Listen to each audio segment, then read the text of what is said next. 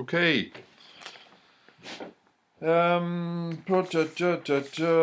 shelter making. Well, it's a new word I've made up for what is actually an old tradition. So that's the tradition of people, creating shelters, yes, to cater for their own, needs in their life. So that's called the vernacular building tradition, but it's virtually died out in all industrialized economies. And what's replaced it is an overarching and impersonal, building industry that's closely tied into the economic system.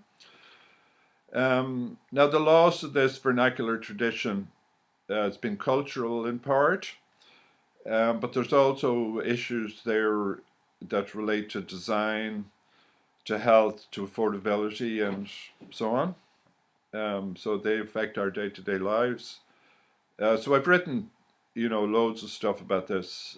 So you could have a look at the Sheltermaker design program, and there's loads of articles on sheltermaker.com, and you can download those. And if you're thinking of coming to the workshop, it's worth doing that in order to get the most from it.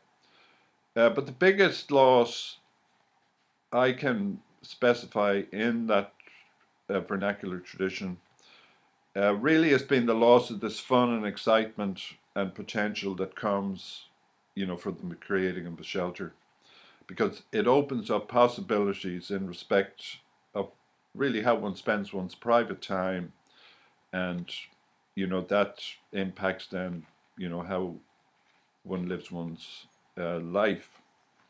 Now, why would that be? That the architecture offers that. Well, it's because the buildings act like more or less like mirrors. They allow us to see ourselves, particularly those parts of ourselves that are inside us, that are basically invisible: dreams, emotions, our sense of purpose, our direction in life, our potential, and so on.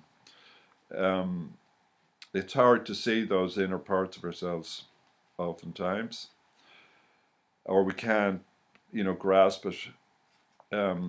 So why would buildings offer us the potential to get in touch with that? It's because buildings are pretty much the same as people are. They have physical, bodies, and then they have this invisible interior, like what you're looking at now. You're seeing the walls, you're seeing the physical aspects of the building, but the space I'm in is essentially invisible. So that's very similar to how we are ourselves. So how do we detect what's in this space and so on? Well, that's what I'll be doing in the workshop. In our personal lives, it's the balancing of these visible and invisible aspects of ourselves that offers then the potential, for fulfillment, contentment in your life.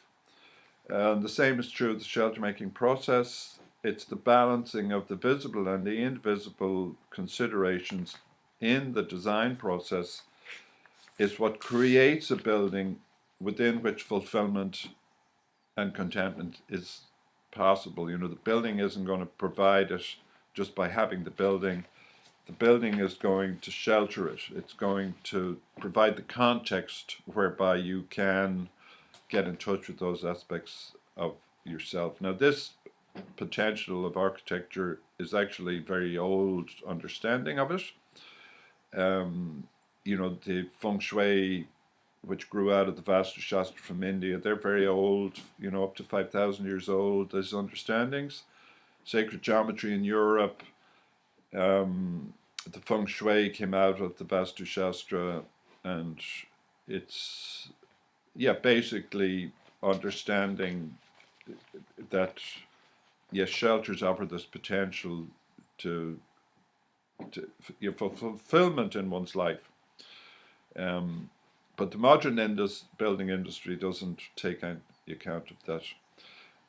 In any event, anyone can activate the potential of the architecture by basically going about the process in the right way. And this is what the Shelter Maker's Journey is all about, and what the one-day workshop will lead participants through that process. So you can imagine this as a conscious encounter with an aspect of your dream world, so an aspect of your invisible self, Uh, so it allows this then dream that's inside a person, to come out into the world, to be physically manifest and then integrated into one's day-to-day life. So it could be a dream about writing or painting or composing music, or it might be a dream relating to desire for meditation space or yoga space. In fact, it might be a dream to make a simple shelter that you can imagine doing nothing in it. Uh, Irrespective of the dream, it's the bringing then of it to consciousness and giving this clear expression.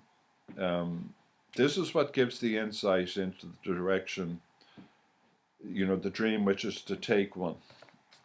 And it can be life-changing, this experience, because of what it reveals. But it doesn't mean you have to change, your entire life to really benefit from it.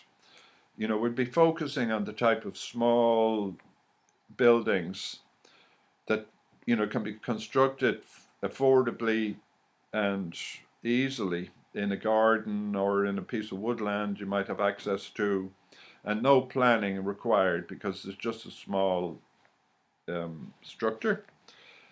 So if you want something larger than that, a bigger place where you could live multiple dreams, or you want to design a permanent dwelling place or workplace. The workshop will give you the foundation for those larger ambitions, because whether the building is large or small, it's basically the same process, just a larger building's more complex. I've been practicing and developing these ideas over 30 years and teaching people how to engage with that. And I've been writing and talking about it and what I've learned from it. So this Sheltermaker's journey is really a distillation of that. Basically the understandings I've gained from it, but yet to bring this fun and excitement back into the process, creating a building specific to an aspect of your life and your dream world, to have that experience and that insight and understanding and allow it to impact one's life.